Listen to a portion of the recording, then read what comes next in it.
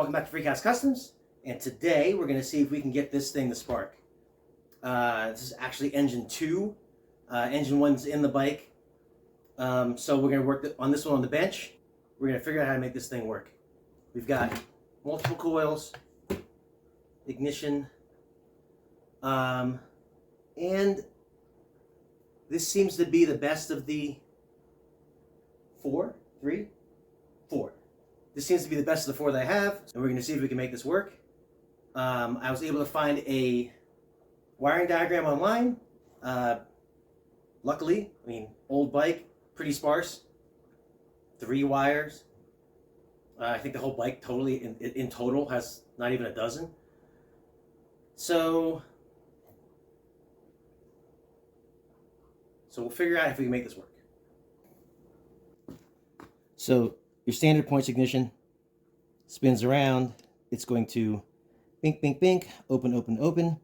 I don't know if you can see it, but notice here, someone has welded the Woodruff key in there, which is why this is engine number 2. Anywhoosie, we'll get this on.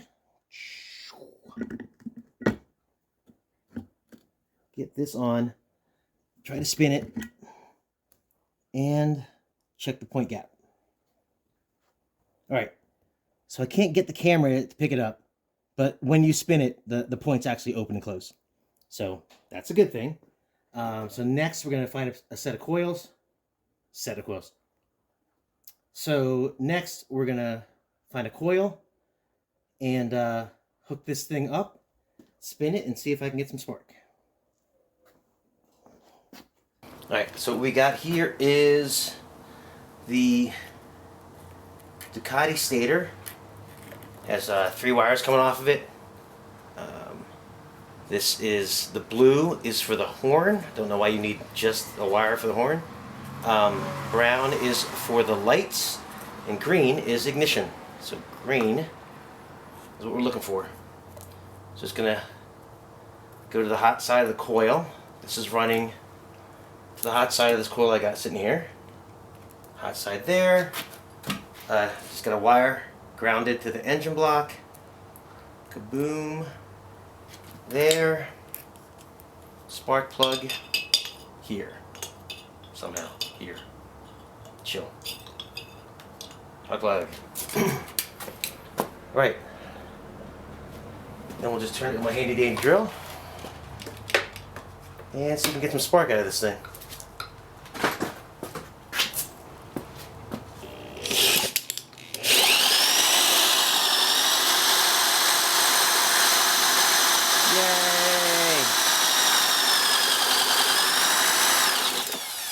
We have spark.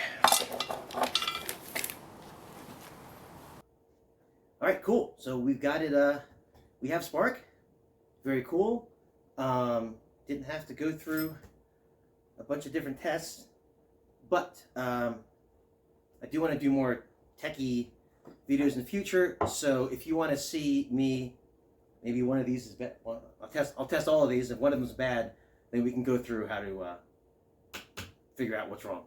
If you want to see that, leave a comment, and I will get to that as well. But for now, we're going to find the carburetor, toss it on here, and get some fuel down there and see if we can get this thing to light off. 3 days later. All right, so ignition plugged in, carburetor on, tickle tickle, and put the fuel away. Here we go. Handy dandy drill.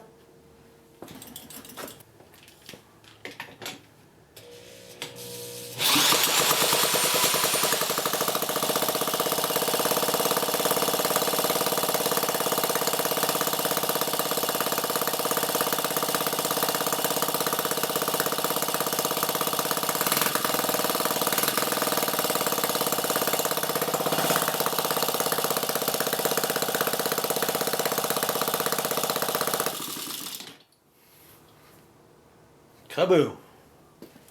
I did it!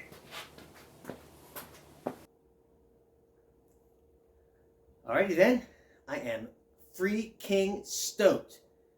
Got this thing running, learned a whole bunch about this little motor in the process. So next steps, apply everything we learned with this guy to engine number 1 and see if we can get that motor running too, because that'd be cool to have 2 motors running. Hoping to have 2 complete separate motors running at the same time, but if not, I mean, at least I know I can pull the parts off of this to get that guy running. Side note, didn't show it in the video. I didn't shoot any video of it. When I was trying to get this thing running, it would pop off, but it wouldn't run. And it turns out I pulled it apart, and there was no head gasket and there was no base gasket. Pretty sure it was leaking compression between the cylinder and the head, so that was on me. Should have checked that first, but I didn't, and that's pretty much that's the kind of guy you're dealing with. Really should check things. Look before I leap, I guess they say. So that's where we are right now. Super stoked to have this thing running, and can't wait to get moving on the other guy.